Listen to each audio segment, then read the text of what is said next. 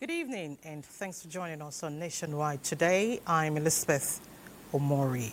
We begin with bilateral relations. President Bola Tinubu has received a State Department representative from President Donald Trump's administration, Mr. Masad Bolo's senior advisor for Africa in Paris. The meeting focused on developing a strategic economic and security partnership between Nigeria, Africa, and the United States, anchored on mutual respect, prosperity, and regional stability.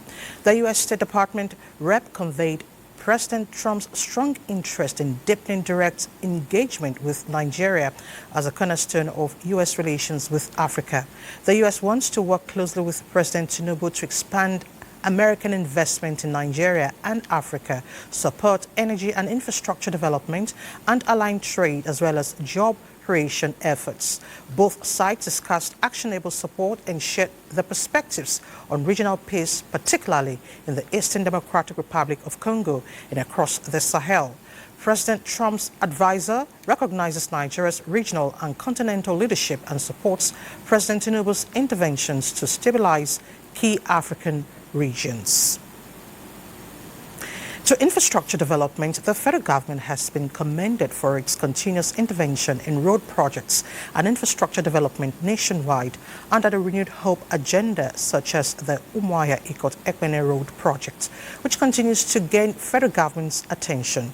Ayodeji Makinde brings us details. The Umuahia Ikot-Ekpene Road, a 49-kilometer project awarded in 2019 and reactivated in 2025 by the Tinubu administration, is a deliberate intervention in infrastructural development along the axis. While work is ongoing at different portions, all Progressives Congress stalwart and a member of the 8th and 9th Assembly, Sam Onuigbo, in a parley with the media in Abuja, expressed his disappointment with publications and media platforms misleading Nigerians that the project has been abandoned. And for the federal government to approve on 3rd of February 2025, 14.37 billion for the same road means that the road has not been abandoned. I don't see any reason why somebody should make an attempt to demarcate, what the federal government is doing. A road that is under construction cannot be an abandoned road if there is evidence that work is still going on. Onuigbo cautioned key actors in the political arena to avoid inciting and misleading messages that can heat up the polity. He notes that this road, which connects Abia, Akwa Ibom, Rivers, and Cross River states, when completed, would contribute to national economy. In Abuja, Ayodeji Makinde, NTA News. To renewable energy, in a move to boost energy planning within the states, the Nigeria governors have signed a memorandum of understanding with the Energy China, which specializes in renewable energy and gas production. Speaking on behalf of the forum, the governor of Gombe State, Inwa-Yaya, said the MOU will signal a critical step in strengthening the institutional framework for subnational energy governance. The sustainable electricity, which includes renewable energy, particularly in the wake of the recently passed Electricity Act of 2023, will mark a pivotal moment for energy landscape. It will also introduce innovative structures that aim to boost investments and enhance the reliability of power supply across the country. NGF says fostering partnerships between the government, private investors, and international stakeholders will improve capacity building and enhance grid infrastructure to accommodate renewable energy sources effectively.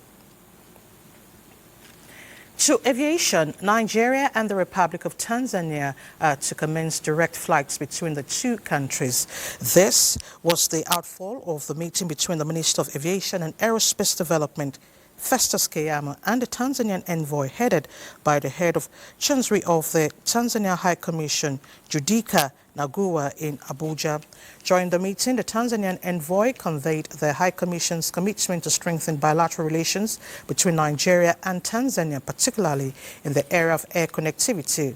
Nagua emphasized that the launch of the direct flights would not only enhance trade and tourism between both countries, but will also deepen cultural and people-to-people ties. She expressed the readiness of the Tanzanian authorities to collaborate closely with Nigeria to actualize this goal.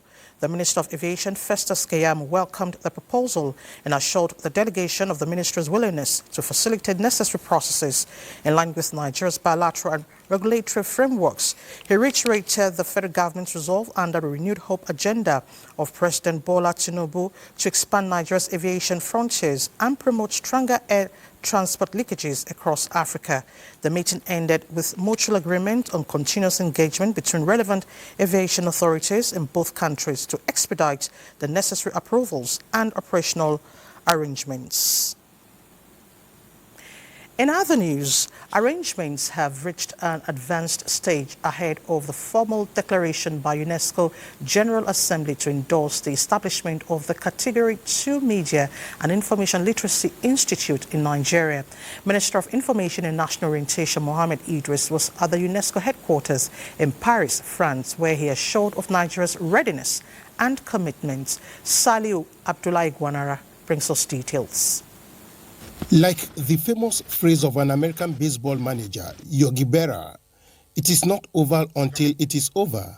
That is the best way to describe the struggle by the Nigerian government desirous to actualize its plan to host the Media and Information Literacy Institute. This struggle began from the 2022 UNESCO Global Media and Information Literacy Week, hosted by Nigeria and subsequently endorsed by the resolution of the 216th session of the UNESCO Executive Board in May 2023. The current administration has inherited this course with financial and infrastructure commitment to ensure seamless takeoff of the institute in Nigeria. The minister is not also relenting in engaging relevant stakeholders before the official confirmation of Nigeria's status to host the Media and Information Literacy Institute ahead of the UNESCO General Assembly that will be held in October 2024. It's a worldwide institute, and this is the first time that the world is doing this, and it's going to be really very great that Nigeria is hosting it. Secondly, there is also the prospect of looking at the MIL cities, the Media Information Literacy cities. About 20 countries around the world have indicated interest to pilot this. And so we have also come here to express the readiness of Nigeria to have the Media Information Literacy City in Abuja, the first one in Africa. This will also go a long way in helping not just the young ones, everyone in the country to be more aware about the dangers of fake news. So this is the concept, the idea or the concept of an MIL city. It's a city, it's an urban space that promotes media and information literacy, also among adults, not only the youth and pupils and students. Nigeria had also played host to members of the UNESCO feasibility team, where they compare notes after reviewing Nigeria's proposal on the infrastructure provided for the takeoff of the institute. It's a big deal for us at a time that this administration is carrying out a number of reforms to reposition Nigeria. We thought that this MIL Institute, if finally approved by the General Committee of UNESCO, will put Nigeria on a very great pedestal. This is a final analysis and assessment of the process that started since 2 years now. The Honorable Minister has already and always reiterating the commitment of the government and Mr. President, His Excellency Bola Ahmed Tinubu, by providing all the necessary resources we need for this. As a government image promoter, he reaffirmed the government's unrelenting efforts to guarantee press freedom and restore trust and credibility to government communications in Nigeria, and called for global support in the fight against fake news and disinformation. In Paris, France, Salihu Abdullahi Gwanara, NTA News. And back home, Christians today converged on their various churches to celebrate Palm Sunday, which heralds Holy Week, a period of reflection and preparation for Easter, which commemorates resurrection from death. Omenka Marachuku reports.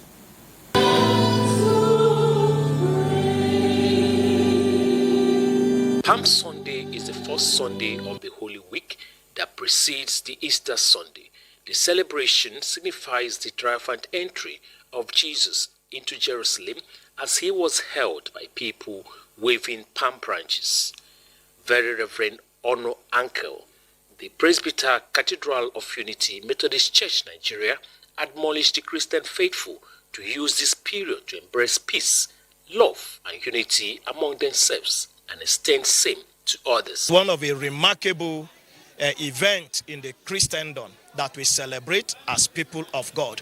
Senior Pastor, First Baptist Church, Abuja, Reverend Tom Tokbari, reminded Christians to always put God first in their dealings. That triumphal entry that took place about 2,000 plus years ago, just know in your heart that God loves you and God wants to rouse his power, rouse himself on your behalf. Venerable Ifeanyi Akonna, Vicar, Church of the Epiphany Anglican Communion, and Reverend Father Majela Chijoki of the Holy Rosary Catholic Church, Abuja, urged Nigerians to emulate Christ and his humility while on earth. We have to remove our pride. We have to remove our sin. We have to make sacrifices to serve God. We have to make sacrifices for one another. Jesus entered into Jerusalem triumphantly to begin the accomplishment of the essence of his coming into the world. The clergy also used the occasion to pray for the leaders of the nation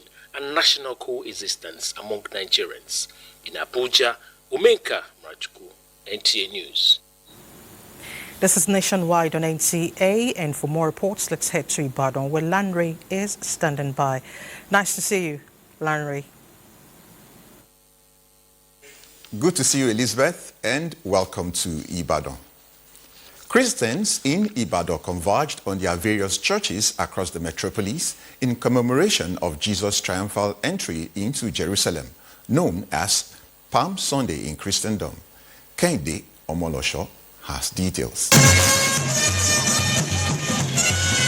Christians joyfully waved palm branches, sang heartfelt hymns, and reflected on Jesus' profound teachings, marking the beginning of Holy Week. Pastor Adelegon, in his message, urged believers to align their lives with Jesus' gospel, embracing humility, love, and compassion. He encouraged them to embody these values not just during the Holy Week, but in their daily lives. Stay mindful of the significance of Palm Sunday. Do you believe in God? Do you believe in Jesus Christ, who came to save the world, who came to deliver us from the power of sin? He came purposely to carry our sins on him. He knew no sin, but was made sin for us. Pastor Owulabi also reminded Christians that the triumphant entry of Jesus Christ in Jerusalem and the sacrifice he offered is an assurance that Christians can overcome every challenges in life. He urged Christians to always wait steadfastly on the Lord. Before Jesus was captured, he said he was going to die, and on the third day that he will rise again. Just imagine, we are in the Easter period, we are moving on to the Easter period now. Just imagine that Jesus did not rise. That is a bold assurance for us that whatever he said, he will surely do it. Songs of praise and thanksgiving were rendered and prayers offered for the peace and progress of Oyo State and the country in Ibadan. Kehinde Omolosho, NTA News. Education, offering skill training and economic support that promotes self-reliance, dignity, and other life skills that inspires value for street children to become productive citizens of the country have again been emphasized. These were the focus of Don Bosco Home Child Protection Center, Ibadan, as it celebrates International Street Children's Day. Correspondent Rofia Animashan Badmus has more.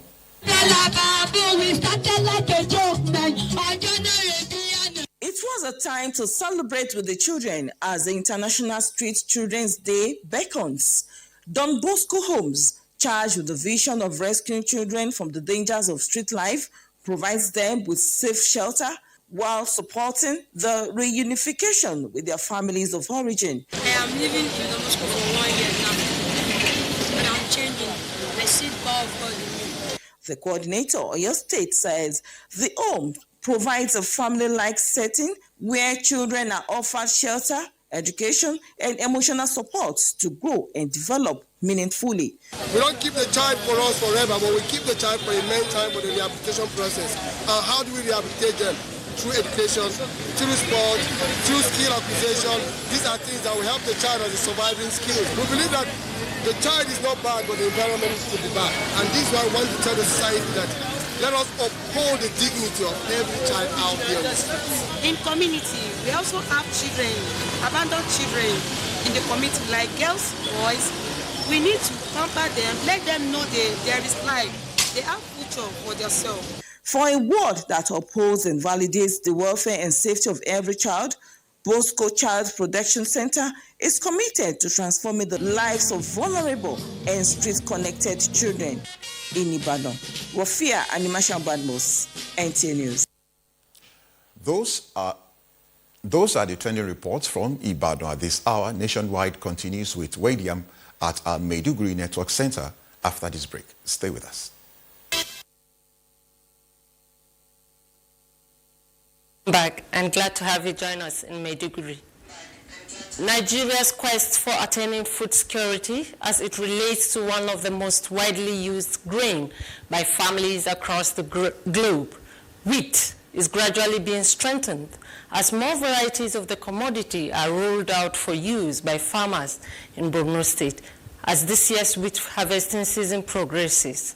Umar Jambarima reports that about 10 varieties of such a grain with international appeal were rolled out by the federal government agency with a sole national mandate to conduct research on them.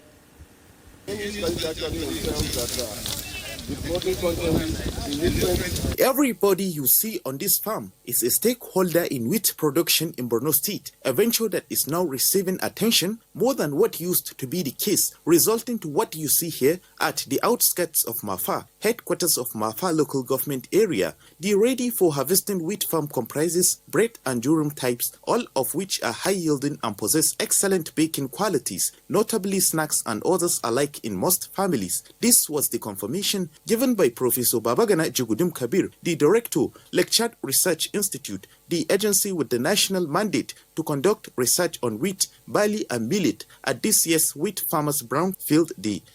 Our work emphasizes integration of farming system, including the integration of livestock, tree crops, and agroforestry into sustainable production systems. Some of the stakeholders at the Mafa Wheat Farmers Field Day spoke extensively on the potency of the venture to rejuvenate the value chain around it as the quest for food security in the country intensifies. Those in attendance will go out with the policies and programs of agri to the masses.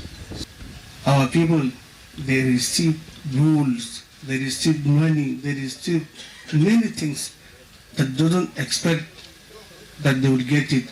LCRI has been ascending to our wheat farmers in the state, and more especially by sponsoring us to the National Agri Show in Nasarawa State every year. At the peak of the insurgency, Mafa, headquarters of Mafa local government area along the Maiduguri-Gamborungala highway, was literally a ghost town as it remained deserted and abandoned, thereby disrupting social and economic activities like the Wheat Farmers Field Day, taking place today for the first time in more than a decade. Facts available reveal a considerable gap between domestic production and national consumption, given that the national requirement exceeds 5 million metric tons. Less than 1 million metric tons are produced locally. In Maiduguri, Umar Jimbarima, NTA News. The Nigerian Army says it will not relent in striking a balance between addressing infringement of human rights as well as discharging its core mandate of protecting lives and property of the civilian population for a safer, secured, and prosperous nation.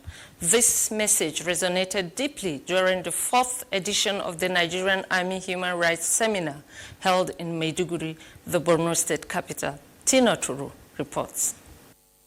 Organized under the auspices of Nigeria's Chief of Army Staff, Lieutenant General Olufemi Oluyede, the seminar was initiated to carefully evaluate the root causes of human rights violation by the military, as well as the need for civilian population to understand the statutory responsibility of the Nigerian Army. With the theme, Balancing Security and Human Rights, a Shared Responsibility, 2 different lectures featured where Major General Chikeze Ude, retired, dwelt on strengthening human rights in military operations, the Nigerian Army, and the fight against armed non-state actors, while Professor Abubakar Muazu, Director, Center for Peace, Diplomacy and Development Studies, University of Maiduguri, made elaborate presentation on the military and civil society partners in human rights protection. I believe that they have all looked at the context of their activities and have drawn up takeaways that will help them work better with us going forward.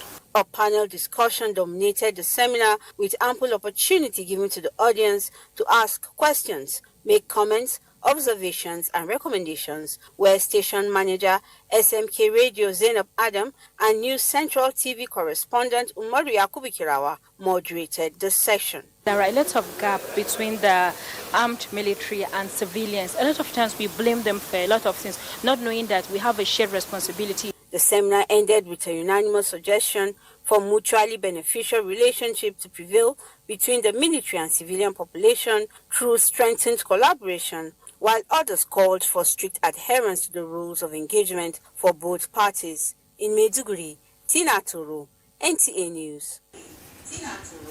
And that concludes our contribution from Maiduguri. We now head back to Elizabeth in Abuja for the continuation of Nationwide. Good evening. Thank you so much. Still talking security, your sacrifices are etched in the history of this nation and in the hearts of millions of Nigerians who sleep safer because of your vigilance. Those were the words of the Chief of the Air Staff, Air Marshal Hassan Abubakar, to the Nigerian Air Force personnel combating insurgency in the northeast. Defense correspondent Olajide Bello reports.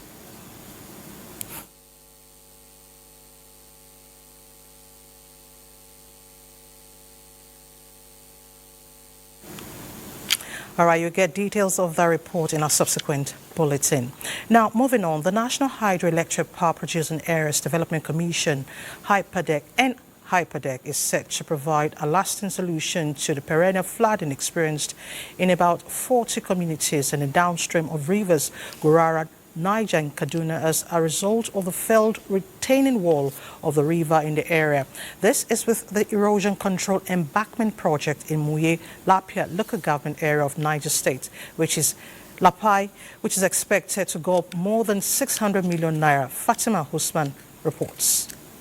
The effect of flooding resulting from the release of water from Kainji, Shiroro and Jaba dams, as well as torrential rainfall, have put a halt to the economic activities of the people of the area due to the collapse of the retaining wall built at the bank of the river.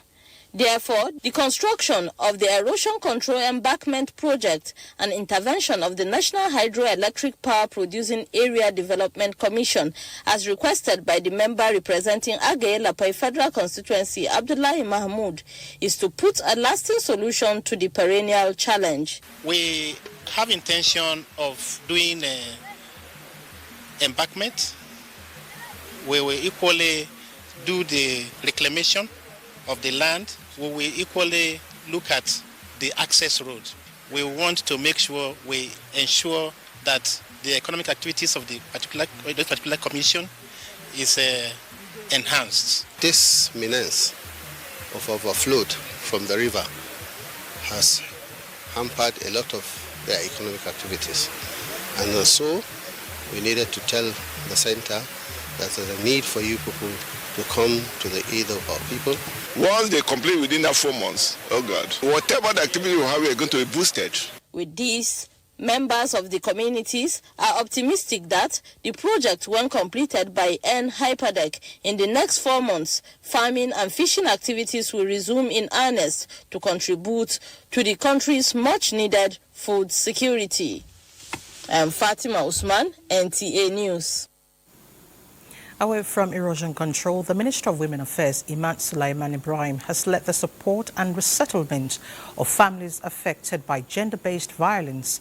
The initiative aligns with the renewed hope agenda of the current administration to provide assistance to disadvantaged persons. Ngozi Teknikio reports. Rebecca Isong, mother of a gender-based violence survivor, shared the account of her daughter's experience. She said the young girl was repeatedly assaulted by a 75-year-old landlord who also transmitted infections to her. When I went to work in the morning before 5, the man will enter and carry towel and cover her mouth and rape her. So the man gave her HIV. The man that raped her 6 years and 10 years, they come and hold him. And the one that stay in the man's house, he don't my boy, they come and hold them, please. To assist the mother and daughter who had been accommodated at the ministry's shelter home since 2022. These efforts, though temporary, are vital in ensuring immediate stabilization and safety for survivors.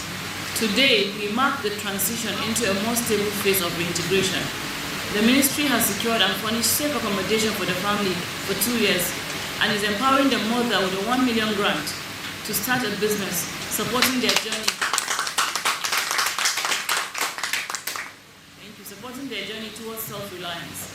The survivor has also been enrolled into school to continue her education upon resumption. She noted that strengthening the economic capacity of women through empowerment allows them to participate in national development and resist gender-based violence. The minister explained that the family was relocated due to ongoing renovation at the shelter. Ngozi Teknikio, NTA News. Meanwhile, the National Emergency Management Agency, NEMA, has provided relief materials to communities affected by the Nigerian Air Force airstrikes which occurred in Sokoto State. Dalhatu Abdullahi brings us details.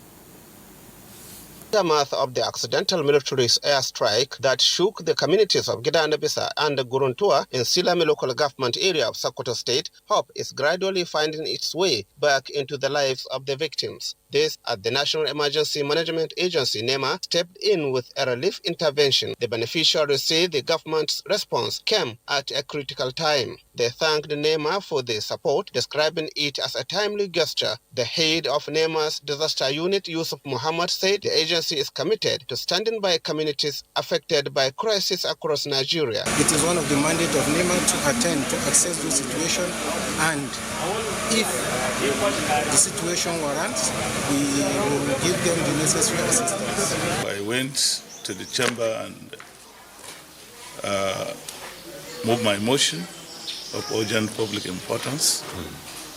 I requested for federal government to intervene in the issue to provide food item, shelter, and the federal government must intervene to investigate this issue. Items distributed include 300 bags each of 25 kilogram rice and maize, 30 cartons of tomato paste, 30 cartons of seasoning, 30 cartons of cooking oil, and other essentials. For these communities, it is a step forward in a long journey of healing and recovery, marked not just by what was given, but by the assurance that they are not forgotten. In Sokoto, Dalhatu Abdullahi, NTA News. Let's pause here in Abuja and join Mary in Jos for more reports.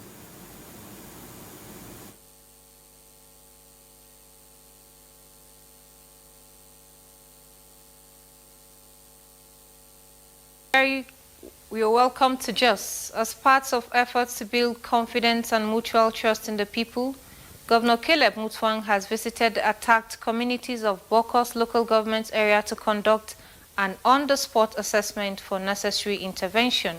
Ijama Ozemena reports. Governor Caleb Mutfwang, in company of top government officials, visited the attacked communities and internally displaced camps in Bokos and Mangu local government areas, where he encouraged victims not to be deterred by the past but to put it behind them and move on.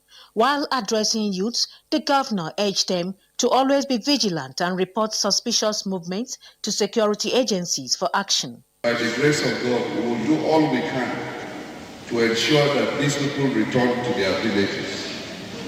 Not only will they return, we will make adequate arrangements this year by God's grace that they will return to cultivate their farms. We are going to work to make sure that this kind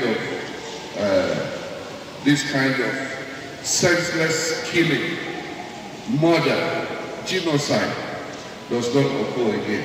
Governor Mutfwang commended President Bola Tinubu for his prompt intervention in defense of the state at all times, particularly in terms of security and relief materials. In all the places visited, the governor preached peace and unity as bedrocks of any form of defense in any community. I was not particularly attacked, but my people were attacked. And some of them, they can identify. And once they do that, we'll present the list for appropriate action, sir. Governor Mutfwang directed security forces to collaborate with community leaders and other stakeholders for peace. In Jos, Ijoma Ozemena, NTA News. NTA TVC College Jos, a renowned institution for training in broadcasting and television production, held its 2025-2026 matriculation for newly admitted students into its diploma programs. Ndayang and Yebagyang has details. The new students were presented by the deans of the 3 departments of the college, pledging to uphold the rules and regulations of the institution and imbibe its core values. It's a wonderful experience and it's a great opportunity to be matriculated under this great institution, NTA College, and I'm looking forward to learn from the body of great teachers they have here. I'm really grateful to God and I look forward to read more, learn more, mingle with people more. Rector of the college, Pauline Suleiman, represented, says full participation of students-related activities is mandatory and the need to stay focused is paramount towards achieving excellence. Well, I'll tell the newly matriculated students that it's not an easy task. They're just embarking on their academic journey. This is the beginning of it. I urge them to get focused and to know the reason for why they are here. They should shun cultism, drug abuse, exam malpractices. NTA Television College Management reaffirms its commitment to providing quality education and training in the field of television broadcasting, thereby contributing to the development of a new generation of professionals who will shape the future of the industry. In Jos, Ndanyan and Abuja, NTA News. And that's our contribution from Jos. Nationwide will continue in our Lagos Network Center with OWL, but after this break. Good evening.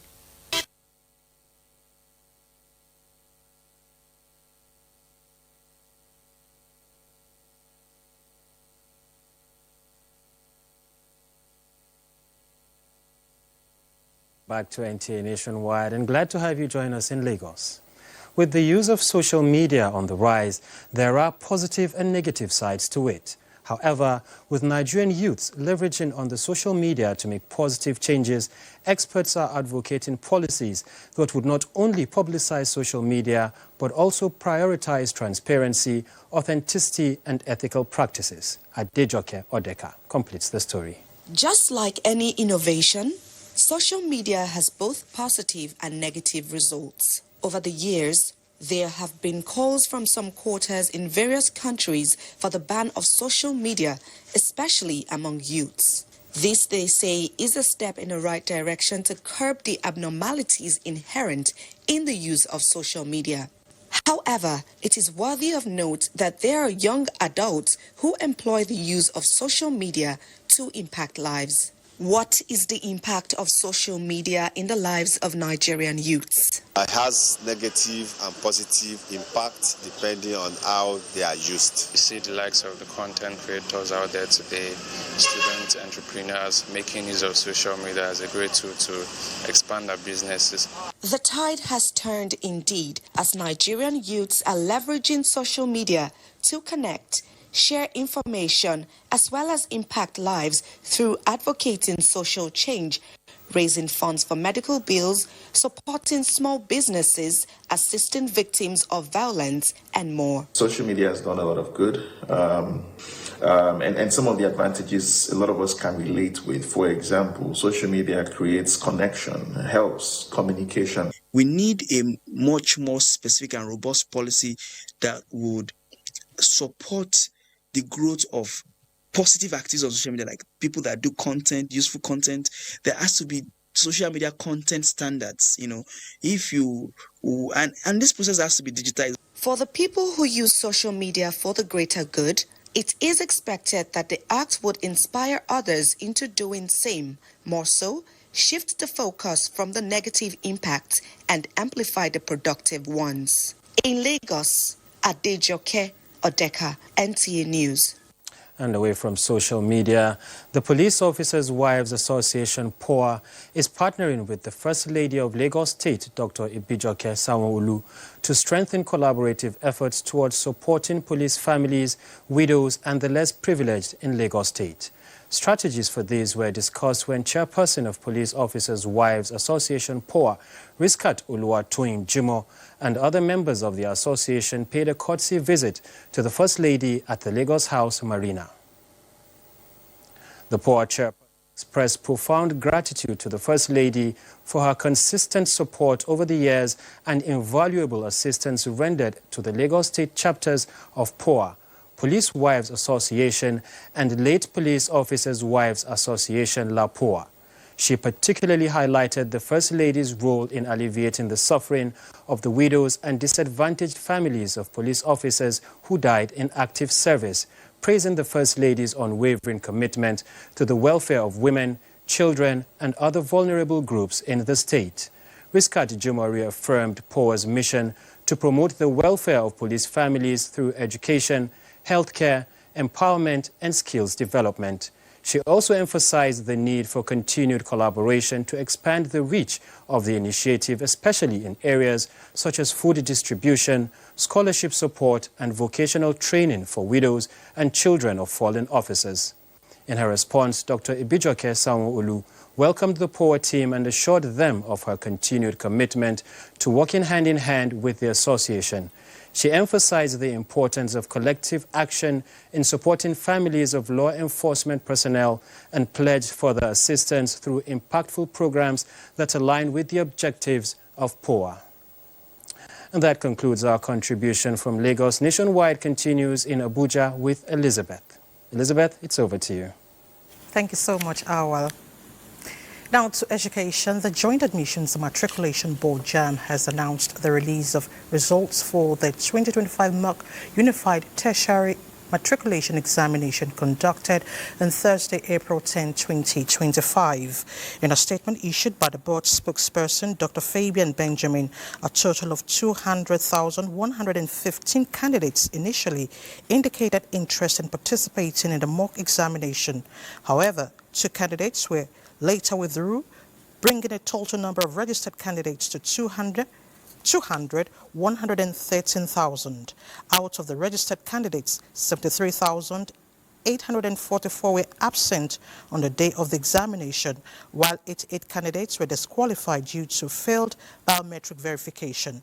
As a result, 126,181 candidates successfully took the examination. Of these results, for 115,735 candidates have been released and are now available for viewing. The remaining 10,446 results are currently being processed and will be released in due course. Now to security. The youths must play critical roles in nation building and national security.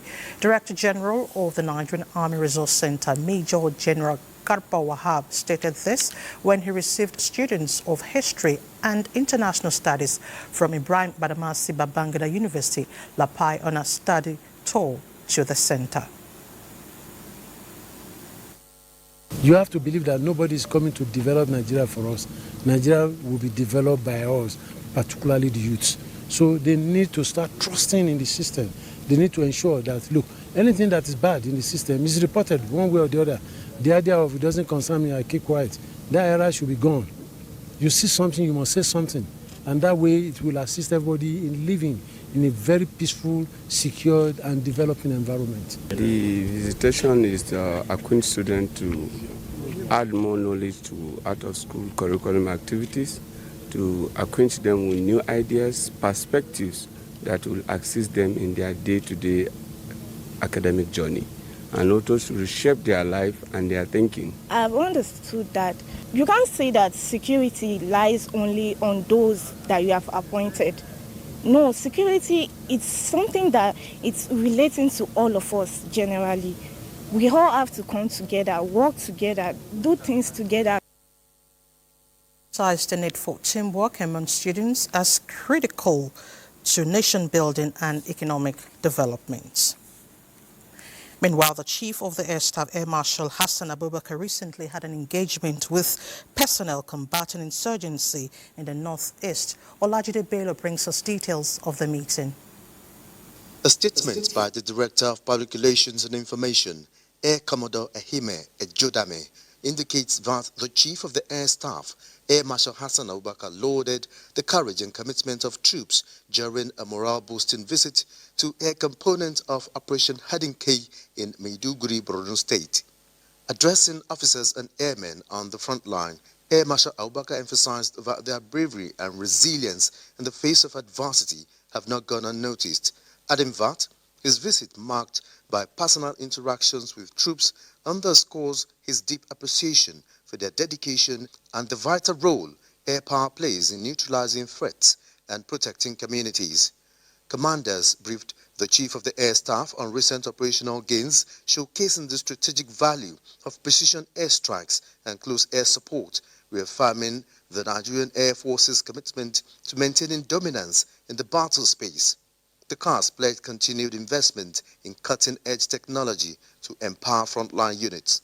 Air Marshal Abubakar's visit comes at a critical moment, reinforcing the importance of public support for military operations and spotlighting the human element at the heart of national defense. The Nigerian Air Force remains steadfast in its mission, guided by leadership, strengthened by unity, and driven by the selfless service of its personnel. Olajide Bello, NTA News. To drug interception, operatives of the National Drug Law Enforcement Agency, NDLEA, have arrested a 41-year-old ex-convict and Malaysian returnee, Undubisi Aduta, popularly known as Richard, with 2 giant music speakers used to conceal 4 large parcels of methamphetamine weighing 2.700 kilograms for distribution in Yola and Mubi, Adamawa State, and across the border into Cameroon. Undubisi was arrested in a commercial transport at an NDLEA checkpoint at Adamawa on Monday, 7th April 2025. He was also found with him an exhibit of about 22,300 naira cash. In a statement, he claimed that he returned to Nigeria to continue his illicit drug trade after serving his jail term in Malaysia, where he had been arrested, convicted, and sent to prison for drug trafficking offenses. In another interdiction exercise, NDLEA officers in a joint border operation with customs personnel at the Nigeria-Cameroon border from Cross River State arrested a trans-border drug trafficker, 35-year-old Udo Peter Ikechuku, with 8,740 ampoules of assorted opioids weighing 395 kilograms. Similarly, operatives in Kano arrested 27-year-old Aliu Ibrahim with 20 ATM cards and 25,600 pills of tramadol.